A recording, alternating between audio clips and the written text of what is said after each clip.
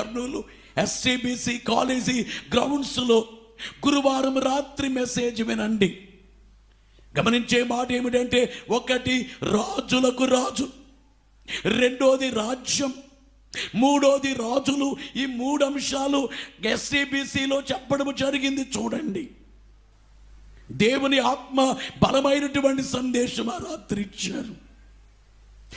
నాకుగానే ఆశ్చర్యమైంది. ఎక్కడో వేరే లోకములో ఉన్నట్లు, వేరే గ్రహములో ఉన్నట్లు అనిపించింది.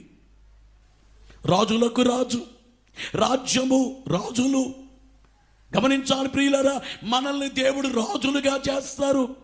బైబిల్లో చక్కటి మాట, సాత్వికులు ధన్యులు, వారు భూలోకమును స్వతంత్రించుకొందురు అన్నారు. చూడండి, సాత్వికులు ధన్యులు, వారు భూలోకమును స్వతంత్రించుకొందురు అని మత్తయి సువార్త 5వ అధ్యాయములో 5వ వచనములో ప్రభు చెప్పారే, ఆ మాట అప్పుడు నెరవేరుతుంది. పరిపాలించే భాగ్యం మనకిస్తారు. కొంతమందికేమో వీధి పరిపాలించమంటారు, కొంతమందినేమో గ్రామాన్ని పరిపాలించమంటారు. నా కుమారుడా, నువ్వు గ్రామానికి పరిపాలించే పరిపాలకుడు, నీ వీధికి. కానీ కొంతమందికి ఏమో దేశాన్నే పరిపాలించే. అందుకనే మహిమలో అందరూ సమానము కాదని చెప్పేది. అందుకే